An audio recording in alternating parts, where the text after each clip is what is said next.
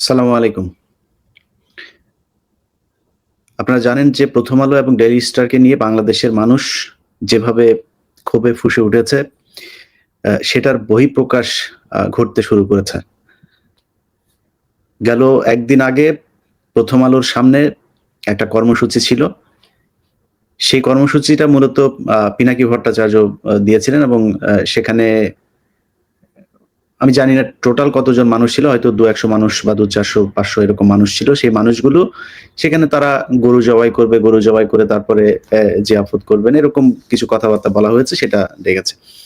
যাই হোক সেই কর্মসূচি এ নিয়ে আমার কোনো আ প্রশ্ন নাই বা সেই কর্মসূচিতে কি হয়েছে সেটা নিয়ে প্রশ্ন নাই। কিন্তু কর্মসূচিটা শেষের দিকে এসে পুলিশ সেখানে যেভাবে আক্রমণাত্মক আচরণ করেছে, সেই আক্রমণাত্মক আচরণ দেখে মনে হয়েছে পুলিশ অনেকদিন বাংলাদেশের মানুষকে পেটায় না, আলেমদেরকে পেটায় না। সে পেটানোর সুযোগ পেয়ে তারপরে তারা পেটালো। সেখান থেকে ৫ জনকে ধরে নিয়ে যাওয়া হলো শাহবাগে। শাহবাগ থানা পুলিশ তাদেরকে কিছুক্ষণ পরেই ছেড়ে দিল। তেজগাঁ থানা পুলিশ তাদেরকে আটকে রাখলো পুরো ১ রাত। সারারাত আটকে রাখার পরে তাদেরকে তাদের পরিবারের লোকজন সেখানে যারা গিয়েছিল তারা বলেছে যে পুলিশের পক্ষ থেকে সকালবেলা তাদেরকে ছেড়ে দেওয়া হবে। সকালে সেইখানে উপস্থিত যারা ছিল তাদের ভাষ্যমতে একটা সেনাবাহিনীর গাড়ি আসে। ওই সেনাবাহিনীর গাড়ি আসার পর থেকে পুলিশের সাথে কি কথা বলে গিয়েছে তারা, তারপর থেকে পুলিশ বলছে যে তাদেরকে আ চালান দেওয়া হবে। চালান দিয়ে আপনার কোর্টে পাঠানো হবে। এটার পরে আমি এই কথা জানার পরে আমি সাথে লাইভে আসলাম। আমার গতকালকের আমার চ্যানেলটা যারা দেখেছেন প্রায় ৩.৫ ঘন্টা আমি একটা লাইভে ছিলাম। আমি সেই লাইভে থাকা অবস্থাতেই পুলিশকে যেমন অনুরোধ করছিলাম, সেই সাথে যারা ছাত্র নেতা আছেন, বিভিন্ন রাজনৈতিক নেতা, পুলিশের ঊর্ধ্বতন কর্মকর্তা অনেকের সাথে কথা হয়েছে। তাদেরকে অনুরোধ করেছি যে তাদেরকে যেন ছেড়ে দেওয়া হয়। সেখানে যারা লোকজন ছিল তাদের একটাই দাবি তাদের সহকর্মী যারা সহযোদ্ধা যারা ছিল তাদেরকে নিয়ে যেতে হলে তাদের লাশের উপর দিয়ে তারপর তাদের কোর্টে নিয়ে যেতে হবে। শেষ পর্যন্ত পুলিশ তাদেরকে ছেড়ে দিয়েছে এবং একটা মুচলেখা দেওয়ার কথা ছিল। সেটা তো আমাদের ওখানে যারা ছিল তারা রাজি হয় নাই। বরং পুলিশ তাদের কাছে ক্ষমা চেয়েছে যে এই কাজটা করা তাদের ভুল হয়েছে। তারা তাদের ছেড়ে দিয়েছে। আমরা কালকে তেজগাঁ থানায় যা ঘটেছে তত তত ওই ঘটনা পর্যন্ত আমরা মোটামুটি সন্তুষ্ট। কিন্তু একটা জিনিস বুঝতে হবে যে এই ঘটনা নিয়ে যার সাথেই কথা হয়েছে অনেকেই আমাকে বুঝিয়েছেন যে এই ধরনের কর্মসূচি দিতে গেলে আ আওয়ামী লীগ এখন সুযোগ নিবে। এটা আমরা যেমন বুঝি, আপনি যেমন বুঝেন, এটা বাংলাদেশের গোয়েন্দা সংস্থা যারা আছে, পুলিশ যারা আছে তাদেরও বুঝা উচিত। যারা এখন সরকারে আছে তাদেরও বুঝা উচিত। যে কোনো একটা বিষয় নিয়ে যদি আন্দোলন হয় সেটার সুযোগ এই আওয়ামী লীগ নিবে এবং আওয়ামী লীগের যে প্রেতাত্মা যেসব গোয়েন্দা সংস্থা এখন আওয়ামী লীগের লোকজন আছে, পুলিশে যারা আওয়ামী লীগের লোকজন আছে, গতকালকে আপনারা দেখেছেন যে মানুষকে ২ লাখ টাকা, ৫ লাখ টাকা, ১ কোটি টাকা লোন দেওয়ার কথা বলে বিভিন্ন জায়গা থেকে মানুষজনকে ভাড়া করে তারপর ঢাকায় নিয়ে আসা হয়েছে। তো এই ধরনের অনেক ঘটনা তারা ঘটাতে পারেন। আপনারা যেমন জানেন আমরাও এটা জানি। কিন্তু সেটা বন্ধ করার জন্য আমাদেরকে যেমন দায়িত্ব নিতে হবে, আমাদেরকে যেমন দায়িত্বশীল হওয়ার অনুরোধ করেন, আপনাদেরকেও ঠিক ততটাই দায়িত্বশীল হতে হবে। বাংলাদেশে 'প্রথম আলো' এবং 'ডেইলি স্টার' এই দেশকে জঙ্গিবাদ বানানোর জন্য সারা পৃথিবীতে তারা সংবাদ প্রচার করে সারা পৃথিবীকে জানিয়েছে এটা একটা জঙ্গি রাষ্ট্র। এই ব্যাপারে যদি কারো কোনো দ্বিমত থাকে তাইলে এসেন। আর সাংবাদিক হইলেই যা মনে চায় তাই করেছে তাদের ব্যাপারে কোনো কথা বলা যাবে না, বললেই গণমাধ্যমের টুটি চেপে ধরা হবে। এরকম কিছু সুশীল মার্কা ওই যে ডক্টর জাহিদুর রহমান কারা আমরা কিন্তু চিনি। আপনারা যে ওই চারুকলার এইসব বাম-টাম এগুলোরে আমরা চিনি যে আপনাদের ইসলামের কথা শুনলে যে ছ্যাদ করে ওঠে, এটা আমরা খুব ভালো করে জানি। সো আপনারা এখন সুশীলগিরি মারায়া তারপরে বলতে আসেন যে 'প্রথম আলোর' এই তাদের এডিটোরিয়াল যেই পলিসি সেটাকে তাদেরকে স্বাধীনতা দিতে হবে, গণমাধ্যমের উপর করা হবে না।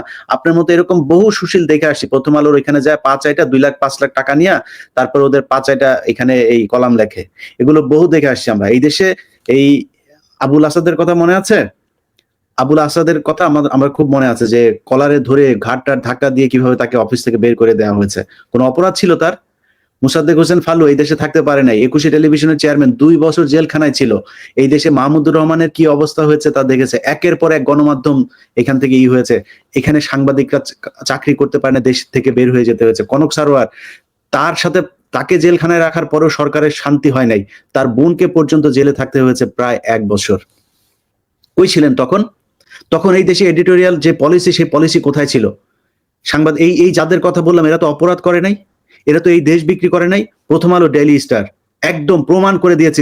কারো বাপের যদি সাধ্য থাকে, আমি একা বসবো, প্রথম আলোর যত বুদ্ধিজীবী আছে তাদের বুঝাইতে হবে যে কোন এডিটোরিয়াল পলিসির মাধ্যমে এই দেশের এই এই আলেমরা যখন আটক থাকে তাদেরকে অজ্ঞাত স্থানে রাখা হয় বছরের পর বছর, সেইখানে গিয়া প্রথম আলো সাংবাদিক উপস্থিত থাকে। প্রথম আলোর যে নিউজগুলো করেছে জঙ্গি তকমা দিয়ে, সেই মেজর জিয়া থেকে শুরু করে হারুন ইজহার, জসিমউদ্দিন রহমানি, এদেরকে যে জঙ্গি বানানো হয়েছে এর জবাব প্রথম আলোকে দিতে হবে। প্রথম আলোর অফিসের সামনে গিয়া গরু জবাই করা, নামাজ পড়া, ওগুলি নিয়ে আমার কোনো সে নাই, আমি ওই কর্মসূচি দেও নাই। ওইরকম কর্মসূচি যদি কেউ দেয় আমি তার প্রতি আমার সম্মতি থাকবে। কিন্তু আমার কথা হচ্ছে যে তাদের ব্যাপারে কিছুই বলা যাবে না, এক একজনের কর্মসূচি এক এক রকম হবে, খুব স্বাভাবিক। কিন্তু প্রথম আলোর ব্যাপারে আইনগত ব্যবস্থা নিতে হবে। যে মামলাগুলো এখন চলমান আছে, যে মামলাগুলো হচ্ছে, সেই মামলাগুলোর ব্যাপারে পুলিশকে পদক্ষেপ নিতে হবে। যারা এখনই আগে থাকতে এইসব জানার পরে এটা বলার চেষ্টা করছে যে প্রথম আলোর ব্যাপারে কিছু করা যাবে না, তাদেরকে একটু সাবধান হয়ে কথা বলতে হবে। গতকালকে সময় টেলিভিশনকে হুঁশিয়ার করে দিয়েছিলাম যে তাদের ব্যবস্থা নিতে। এখানে নিউ ইয়র্কে আছে যে ছাত্র আন্দোলনের ব্যাপারে সরাসরি তাদের বিরুদ্ধে কাজ করেছে, এই টাইম স্কোয়ারে তাকে এখানকার যে ছাত্র আন্দোলনের পক্ষে যারা আন্দোলন করেছে তারা ধরে তাকে পিটিয়েছে। তারপরে কমল দে থেকে শুরু করে যারা যারা আছে তাদের ব্যাপারে পদক্ষেপ নেওয়া হয় নাই। গতকালকে আপনাদেরকে আমার ফেসবুকে জানিয়েছি তাদের যে জুবায়ের সহ 2 জন হত্যা মামলার আসামি হয়েছেন। এরকম প্রথম আলোতে কে কোন দিক দিয়ে কোন হত্যা মামলায় ঢুকে যাবে এর কোনো ঠিক ঠিকানা নাই। সো তাদেরকে সাবধান হয়ে চলতে হবে। যারা মনে করছেন যে বাংলাদেশে সাংবাদিকতা করবেন, যা মনে চায় তা করবেন, যা মনে চায় তাই করেছেন, এটার কোনো বিচার নাই, আপনাদের পেছন থেকে এখনো আমরা সরে যাইনি। এত সহজ মনে করলে হবে না, হিসাব 15 বছরের, এর কড়ায় গন্ডায় দিতে হবে।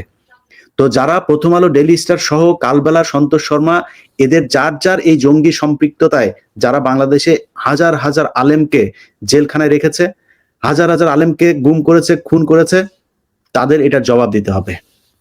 এটার জবাব দেওয়ার জন্য কে কোথায় কোন আন্দোলন করলো, কি করলো, সেটা নিয়ে সমালোচনা করার চাইতে তাদের বিচার করতে হবে। কারোর যদি কোনো সে থাকে, কারোর যদি কোনো তর্ক বিতর্ক করার ইচ্ছা থাকে, এসেন, তারপরে বললেন যে প্রথম আলো, ডেইলি স্টারের কেন বিচার হবে না।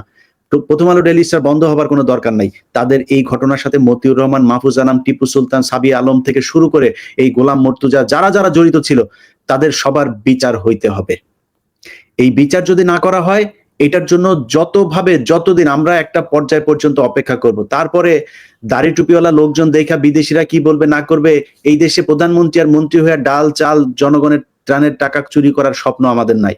সো আমি ব্যক্তিগতভাবে আমার কথা বলি, আমার যতটুকু আল্লাহ গ্রহণযোগ্যতা দিয়েছে, যতটুকু ক্ষমতা দিয়েছে, ততটুকু শেষ রক্তবিন্দু পর্যন্ত চেষ্টা করে যাব প্রথম আলো, ডেইলি স্টারের বিচার করতে। অতএব সরকারকে বলবো, আপনারা চান দেশ অস্থিতিশীল না হোক, আমরাও চাই ইউনূস সরকার একটা সফল সরকার হোক। সারা জীবন ইউনূস সাহেব সফল হয়ে এসেছেন, জীবনের শেষ প্রান্তে এসে তিনি সফল হোক আমরা চাই। কিন্তু সেই সফল হতে গিয়ে যদি নাকি প্রথম আলো, ডেইলি স্টারের মতো ভারতীয় চটদেরকে এই দেশে কেউ আপনার কি বলে আবার ফের বাংলাদেশের মানুষের ঘাড়ে চাপিয়ে বসতে দিতে চায়, এটা বাংলাদেশের মানুষ মেনে নেবে না, আমরাও মেনে নেব না। সো এটার ব্যাপারে আপনাদেরকে খুব সুনির্দিষ্ট একটা জায়গায় অবস্থান নিতে হবে।